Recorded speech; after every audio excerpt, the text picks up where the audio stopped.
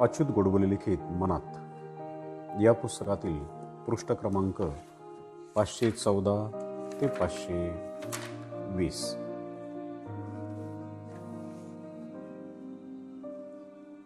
चिंता आणि ताण, अँझायटी आणि ट्रेस. मरणानंतर माणसाला जाळते ती चिता आणि जिवंतपणे सतत जाळते ती चिंता, असं चिंतेचं चपखल वर्णन आहे. उदाहरणार्थ, वाघ दिसला तर आपल्याला भीती वाटते. भीतीच्या भावनेमुळे आपल्या जाणीवा सावध होतात, विचारांचा वेग वाढतो. फाईट की फ्लाईट हे पटकन ठरतं. म्हणजे वाघ दिसला तर हा आपल्याला मारेल याची चिंता वाटून त्याचा सामना करायला आपण क्षणार्धात तयार होतो. भीती आणि चिंता आपल्याला पळून जायचं की थांबायचं की लढायचं या निर्णयासाठी तयार करतात. हे इतकं वेगानं घडतं की या सगळ्या प्रतिक्रिया मनात आपोआपच उमटतात. ही क्षमता ज्या लोकांमध्ये जास्त होती ते अस्तित्वाच्या लढाईत टिकू शकले. फाईट की फ्लाईट या मानसिक संघर्षात आपण सगळेच अनेकदा सापडतो. चिंतेला मेंदूतल्या रसायनांबरोबरच अतार्किक अशास्त्रीय विचार पद्धती सुद्धा कारणीभूत ठरते. उत्क्रांतीतल्या प्राचीन काळातल्या जुन्या चिंतांची कारणं बदलून आधुनिक काळातील साधनांची नवीन चिंता निर्माण झाल्या. उपकरणं नीट चालतील का? मुलं वेळेवर येतील का? एक ना अनेक चिंतांनी आपलं जीवन व्यापलं आहे. लग्न, संसार, व्यवसाय, नोकरी, नातेसंबंध या साऱ्या जगण्याच्या पैलूमध्ये अनिश्चित घटना आणि अस्थिरता, असुरक्षितता, अगतिकता, जबाबदाऱ्यांचं ओझं, अपमानास्पद वागणूक यामुळे चिंता आणि ताण निर्माण होतात. चिंता आणि ताण हे हातात हात घालूनच सतत चालत असतात. गरज नसताना केलेली चिंता ताण निर्माण करतात. आपल्या मनातील चिंता, दुःख, राग या भावना आपल्या मेंदूतील लिंबिक सिस्टीममधील भावनांशी संबंधित मज्जापेशींच्या उत्तेजित अवस्थेमुळे आणि ऑटोनॉमिक नर्वस सिस्टीमच्या उद्दीपनाने तयार होतात. याला मेंदूतील विशिष्ट रसायन कारणीभूत ठरतात. ताण संशोधनाचे पितामह हॅन्स सेल्ले याने ताण आणि शारीरिक रसायन यांचा परस्पर संबंध शोधून काढला. गॅमा अबोनो ब्युट्रिक ऍसिड यांची पातळी कमी होणं हे एक चिंतेचं कारण आहे. अतीव चिंता आणि ताणतणावामध्ये एप्रिनायझिन आणि डोपामाइन या न्यूरोट्रान्समीटरच्या पातळीत बदल होतात, हे संशोधनात सिद्ध झाले. चिंता आणि ताणतणाव यांच्यामुळे शारीरिक, मानसिक आणि सामाजिक अशा 3 पातळ्यावरती दुष्परिणाम होतात. चिंता आणि ताणतणाव यामुळे सर्दी खोकल्यापासून ते कॅन्सरपर्यंत अनेक शारीरिक व्याधी होऊ शकतात. उदाहरणार्थ, अस्वस्थता, अपस्माराचे झटके, हृदयरोग, नाडीची गती वाढणं, छातीत दुखणं, हृदयविकाराचा झटका, हृदयाचे ठोके वाढणं, श्वासाला अडथळा वाटणं किंवा श्वास जोरात चालणं, उच्च रक्तदाब, जिभेला कोरडं पडणं, पोटातलं आम्लाचं प्रमाण वाढणं, मूत्राशयाच्या मुखाभोवती स्नायू शिथिल झाल्यामुळे लघवी आल्याची भावना निर्माण होणं, तोंडातली लाळ कमी प्रमाणात तयार होणं, रक्तातलं कोलेस्ट्रॉलचं प्रमाण वाढणं, पाठदुखी, पोटदुखी, उलटी होण्याची भावना, कंबरदुखी, हातापायांना गोळे येणं, रोगप्रतिकारशक्ती कमी होणं आणि अल्सर ही शारीरिक लक्षणे दिसतात.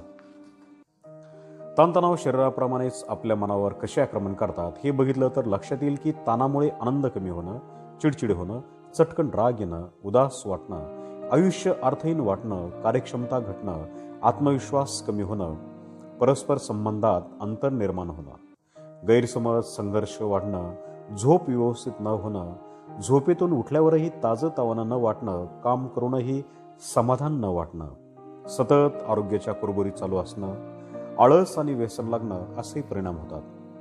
ताण आणि चिंता यांच्यामुळे राग, भीती, मत्सर, चिंता, अपराधी वाटणं हे सगळे प्रकार वाढायला लागतात. ताणाचं स्वरूप हळूहळू वाढत जाऊन ते इतकं उग्र रूप धारण करतात की औषधोपचारांनाही ते आटोक्यात येणं कठीण होतं. ताणामुळे सामाजिक आणि कौटुंबिक परिणाम सुद्धा अतिशय वाईट होतात. उदाहरणार्थ, कुटुंबात बेबनाव, घटस्फोट, आत्महत्या, दुसऱ्याला त्रास होईल असं वागणं, मित्र आणि कामाच्या ठिकाणच्या व्यक्ती यांच्याशी असलेल्या संबंधावर या ताणाचा परिणाम दिसायला लागतो. क्षुल्लक गोष्टीवरून वाद होणं, वारंवार खटके उडणं, चिडचिड होणं हे दृश्य परिणाम दिसायला लागतात. अँक्झायटी डिसऑर्डर हे चिंतेचे एक समर्पक उदाहरण आहे. याची एक केस खूपच बोलकी होती. 27 वर्षांचा विवाहित असलेला एक तरुण इलेक्ट्रिशियन मळमळतय, चक्कर येते, दरदरून घाम फुटतय, हृदयाचे ठोके वाढतायत अशी सतत 1.5 वर्ष तक्रार करत होता. त्याच्या घशाला कोरडं पडणं, स्नायू आवळल्यासारखं वाटणं, मनाची सतत घालमेल होणं असंही त्याला होतच होतं. यासाठी त्यानं अनेक प्रकारच्या डॉक्टरांचा सल्ला घेतला. तो सतत त्यांच्या पालकांच्या प्रकृतीची काळजी करत असे. तो स्वतः एक चांगला बाप आहे का? बायको त्याला सोडून जाईल का? त्याच्या सहकार्यांना तो आवडतो का? अशा त्याला चिंताही होत्याच. या चिंता करण्यासारख्या गोष्टी नाहीत हे कधी कधी पटत असलं तरीही त्याला सतत चिंता वाटायचीच. या कारणांमुळे त्याचं समाजात मिसळणं बंद झालं, कामात लक्ष लागेना. अतिचिंता किंवा भीती हे अँक्झायटी डिसऑर्डरमध्ये मोडते. तीव्र प्रमाणात चिंता करण्याच्या विकाराला जनरलाइज अँक्झायटी डिसऑर्डर GAD म्हणतात. GAD असलेले लोक चिंता करण्यात तरबेज असतात असं ते स्वतःच कबूल करतात.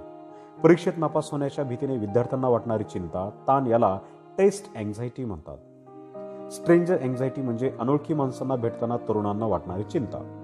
मात्र प्रौढ माणसांमध्ये जर ती आढळली तर ती सोशल अँक्झायटी किंवा सोशल फोबिया प्रकारात मोडते. अँक्झायटी काही दिवसात सवय बनते.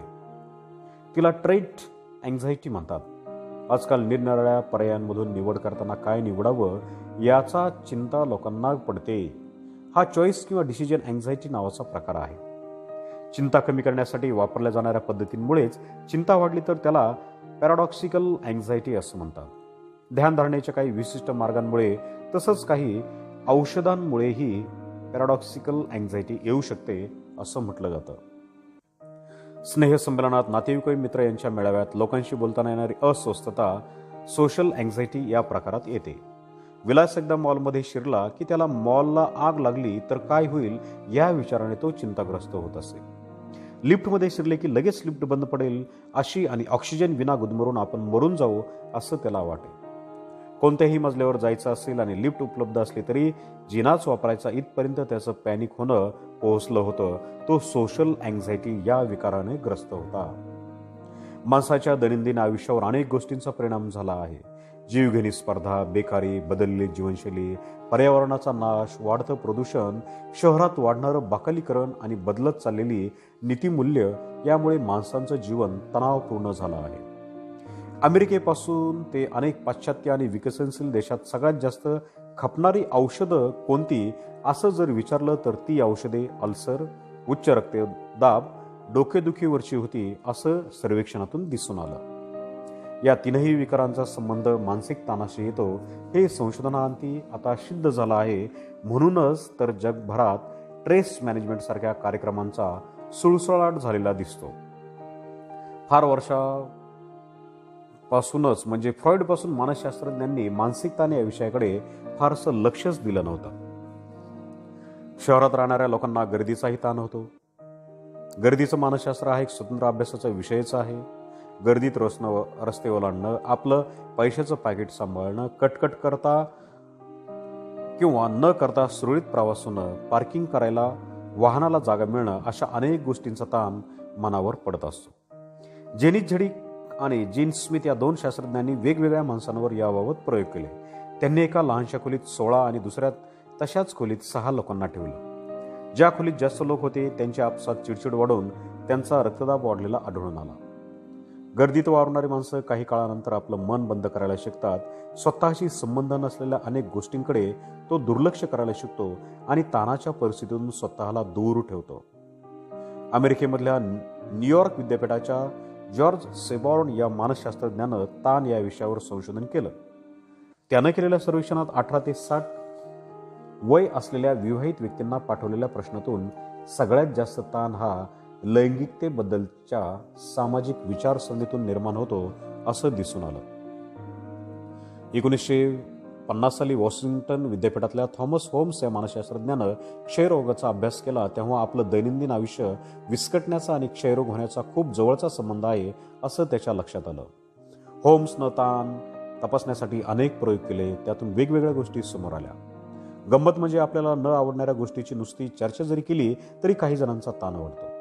Trace in addition to being itself and the result of itself is also the cause of itself असं होम्सनं उगच म्हटलंय असं नाही. एका सर्वेक्षणात सासू हा विषय काढताच अनेकांच्या मानसिक तणावात वाढ झालेली आढळली. 1950 साली होम्स आणि रिचर्ड राहे या दोघांनी 5,000 लोकांना वेगवेगळ्या दुर्घटनाविषयी प्रश्न विचारून त्यांची मत विचारात घेतली आणि त्यातूनच होम्स राहे ताण मापन पद्धती निर्माण झाली.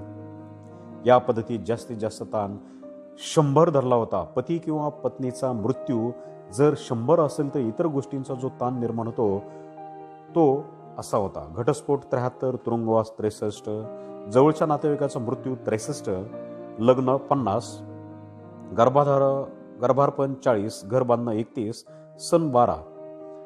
त्यांनी 88 डॉक्टरांची पाहणी करून त्यांना वरच्या सगळ्या गोष्टींचा मिळून एकूण ताण किती पडत होता याचा आकडा काढला. ज्यांचा आकडा 300हून अधिक येत होता त्यांना अल्सर, हाडांचा त्रास आणि इतर व्याधी होण्याची दाट शक्यता होम्सनं वर्तवली आणि शर्लॉक होम्स सारखेच याही होमचे हे अंदाज खरे ठरले. ताण हा अपायकारक असला तरी जीवनात ताण आवश्यकही असतो. शेजारी दिलेली आकृती जर आपण बघितली तर लक्षात येईल की थोडा ताण वाढला की कार्यक्षमता वाढते, अजून थोडा ताण वाढला तर कार्यक्षमतेमध्ये अजून वाढ होते, जास्त ताण वाढला तर मात्र कार्यक्षमतेवर परिणाम होऊन ती कमी होऊ लागते. म्हणून ताण हा एका मर्यादेपर्यंत हवा. वाजवीपेक्षा जास्त ताण आरोग्याला हानी पोचू शकतो. अमेरिकन इन्स्टिट्यूट ऑफ स्ट्रेस या संस्थेच्या संचालकांनी केलेल्या निरीक्षणात त्यांना एक विचित्र गोष्ट आढळून आली की सतत ताणाखाली काम करणाऱ्यांची सवय झालेली माणसं ताण नसलेल्या वातावरणातच कामच करू शकत नाहीत. गंमत म्हणजे इतर फावल्या वेळी ते ताण पडेल असेच खेळ शोधून खेळतात. अशा लोकांना थ्रिल सिकर्स असं म्हणतात. उदाहरण द्यायचं झाल्यास जत्रेत मौत का कुवामध्ये मोटरसायकल चालवणारे, मोटरसायकल वगैरे. अमेरिकेतल्या नॅशनल इन्स्टिट्यूट ऑफ मेंटल हेल्थचे प्रमुख डॉक्टर फ्रेड ग्रुविड यांच्या मते खूप ताण पडला तरी तो सहन करण्याची ताकद मनुष्यात असते.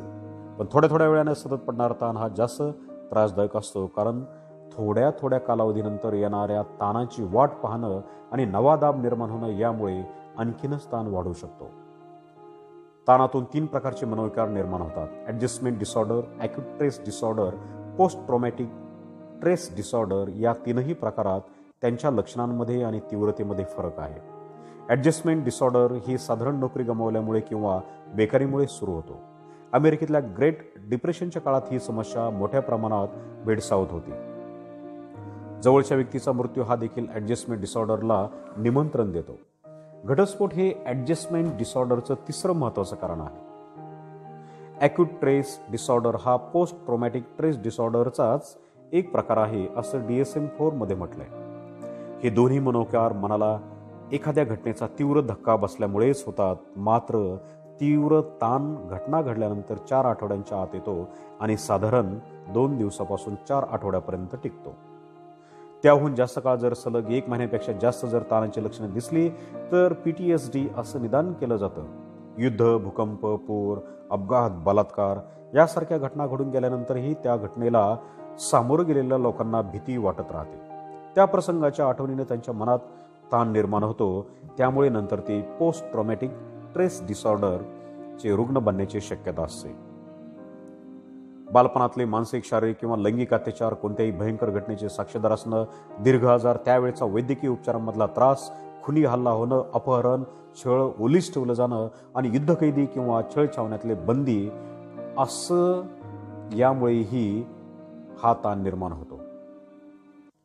PTSDची मूळ उत्क्रांतीतही सापडतात. भीती आणि तत्संभावना हा उत्क्रांतीतला महत्त्वाचा घटक होता. पूर्वीपासूनच माणूस ज्यापासून धोका आहे तो प्राणी किती जवळ आहे यावर त्याला टाळणं, अजिबात हालचाल न करणं, पळून जाणं, हल्ला करणं किंवा अगदी मेल्यासारखे स्तब्ध पडून राहणं यापैकी काय करायचे ते स्वतःचं रक्षण करण्यासाठी ठरवत असे. यातला त्या प्राण्याला टाळणं हा प्रतिसाद आता PTSDच्या रूपात दिसतो. PTSDच्या लक्षणात घडलेल्या प्रसंगावरच मनात सारखे विचार येणं, त्याबद्दल स्वप्न पडणं, त्या प्रसंगातल्या वस्तू, माणसं यांच्याबद्दल भीती वाटणं, निद्रानाश, गोंगाट सहन न होणं, कशावरच लक्ष केंद्रित न करता येणं, स्मरणशक्ती कमी होणं, समाजात मिळून मिसळून वागायची भीती वाटणं असे प्रकार होतात. PTSDमुळे ॲड्रेनलिन या रसायनाची पातळी वाढते, तसंच कॉर्टिसॉलची पातळी कमी होते. प्रीफ्रॉन्टल कॉर्टेक्स, हिप्पोकॅम्पस, ॲमिग्डाला हे 3 मेंदूचे भाग PTSD सोबत निगडीत असतात. PTSDचं एक बोलकं उदाहरण. रमेश हा 30 वर्षांचा एक अकाउंटंट होता. त्याला 2 मुलं होती. एके रात्री तो ऑफिसमधून परत येत असताना तरुणांच्या एका टोळक्यानं त्याला गाडीत जबरदस्तीने कोंबलं आणि अज्ञात ठिकाणी नेलं.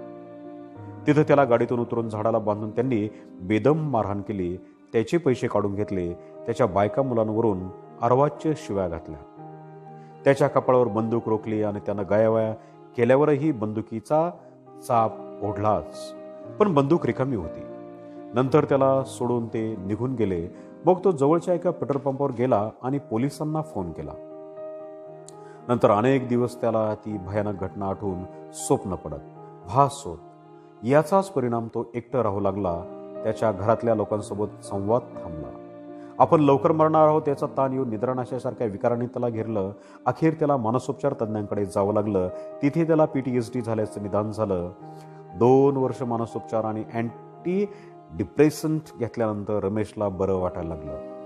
1980 पर्यंत PTSD या मनोविकाराचं प्रमाण फारसं लक्षात आलेलं नव्हतं. पण नंतर अमेरिकेत 12 पैकी एका प्रौढाला त्याच्या आयुष्यात कधी ना कधी या मनोविकाराच्या लक्षणांना सामोरं जावं लागतं असं लक्षात आलं. स्त्रियांमध्ये या विकाराचं प्रमाण पुरुषांच्या दुप्पट आढळतं. आधीच्या युद्धात PTSDचं प्रमाण 4.3% होतं.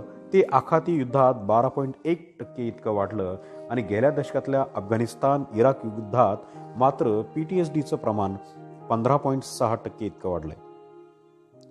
गेल्या 8 वर्षात 17 लाख अमेरिकन सैनिक इराक आणि अफगाणिस्तानात लढले. काही संस्थानाच्या अहवालानुसार 5 पैकी 1 सैनिक PTSDचा रोगी आहे. या विकारामुळे आत्महत्याचं प्रमाण प्रचंड वाढलं आहे.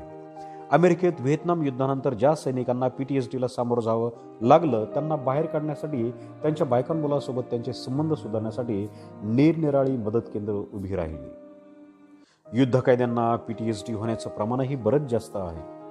दुसऱ्या महायुद्धात अमेरिकेच्या जपानमधल्या युद्ध कैद्यांपैकी 40% सैनिक मरण पावले. 1999 मध्ये जगभरातल्या 14 कोटी लोकांना निर्वासित व्हावं लागलं, तर 2 कोटी लोकांना त्यांच्या देशात राहण्याचं ठिकाण बदलण्याची वेळ आली. 1975 नंतर अमेरिकेत बाहेरच्या बऱ्याच देशांमधून अनेक लोक आले. त्यातील अनेक जणांना अमेरिकेत जुळून घेणं अवघड झाल्यामुळे PTSD सारखे विकार झाले.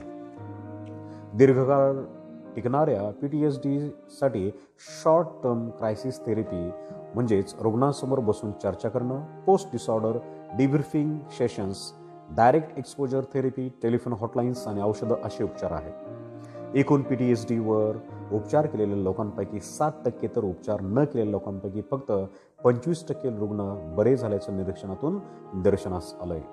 हॅमिल्टन अँक्झायटी स्केल HAM-A हे चिंतेची तीव्रता मोजण्याचं उपकरण आहे. या चाचणीच्या अचूकतेबद्दल वाद असले तरी ती सर्वमान्य आहे. ती द्यायला साधारणतः 10 ते 15 मिनिटं लागतात.